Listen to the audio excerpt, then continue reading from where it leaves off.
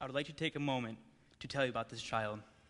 He is bright, has tons of passion, and is interested in learning and wants to know all about the solar system and how the world works.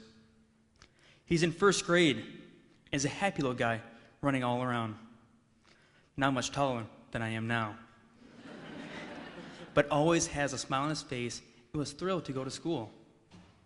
He takes school seriously, but everything changed when he got his first report card and it had all NS's on it, which is also known as non-satisfactory. One 15-minute meeting would change the rest of his life. Take a moment and imagine being told, "You are dumb, not good enough, and won't amount to anything." Then think about if you're told that by teachers, school administrators, for the next 12 years. How would you think? How would you feel? And how would you view your academic ability? That child up there is me, and this is my story. At the end of first grade, I had an IEP meeting that would alter my life forever. Sitting around the table was my dad and mom, my principal, and special education teacher. They told me my work was at a non-satisfactory level and I would have to repeat first grade. I remember feeling like Humpty Dumpty, on the wall, feeling great, and then everything came shattering in pieces. The first day of my second attempt at first grade was awesome. Everyone was so warm. They were asking questions like, "Where did you move in from? Why weren't you in our kindergarten class?" Then I had to tell them I'd repeat first grade. This made me feel ashamed, different, and for the first time, I knew I was not like all the rest of the kids. All through grade school, middle school, high school, I had special education services and utilized them every test and went to a special room every day. Every day I was pulled from my class full of the normal students and whisked away to spend hours with a different teacher, a special education teacher for almost all my subjects. This process alienated me. I was now in a different class, away from my peers, and for 12 years, this was how I would learn. My memories of my educational career are full of questions like, why aren't you normal? Why do you have to leave our class? What is wrong with you? Toward the end of my senior year, I had my final IEP.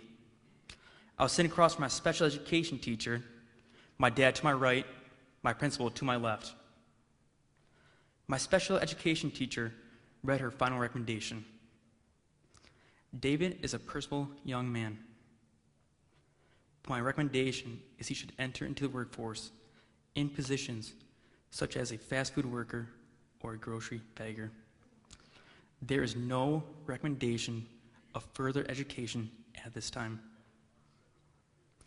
I asked myself, could this be my fate? I've been told I was dumb. I wasn't going to go anywhere.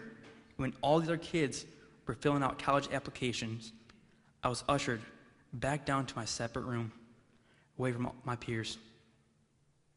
I drove home by myself thinking what my dad was going to say to me.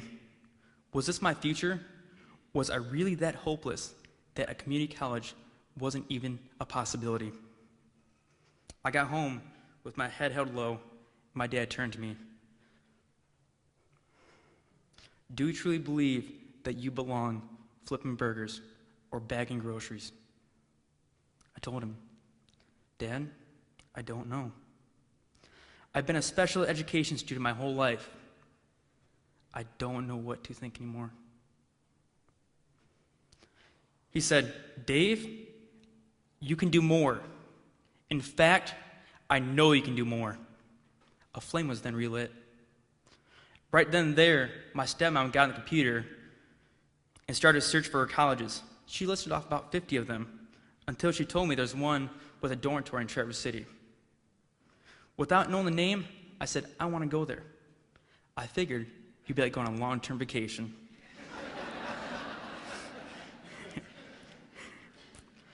I still attend Northwestern Michigan College, and this is the part of the story that made a difference in my life, and one I hope parents, grandparents, educators, and administrators will embrace. Fall 2012, I enrolled in a class that changed my life, Professional Business Communications. My teacher, Chris McDonald, demanded our attention from the minute she told us what we'd be learning. She told us we would learn how to write reflective letters, emails, memos, persuasive letters, reports, and how to give a professional business presentation. This was horrifying to me. It was all the hard subject matter I struggled with and was told I was not good at. Once you read the syllabus, I realized I was over my head and I was probably going to drop. Then she presented the idea that we can do our communication and assignments through a service learning project. Professor McDonald explained that all our assignments would be used in real life. It would aim to fill local food pantries that were at an all-time low.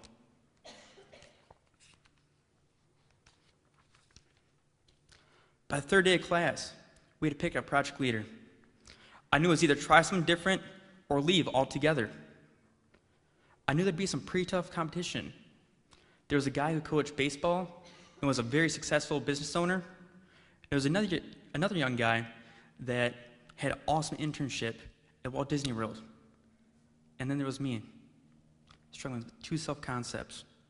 On one hand, the old special ed child that was told he was dumb, and college wasn't even an option. On the other hand, a hopeful and brave new student who believed it was time to embrace his strengths. The decision had been made. I was ready. The votes were counted, and I won. I did it. I finally did it, and I won. I got that project leader spot. Thank you.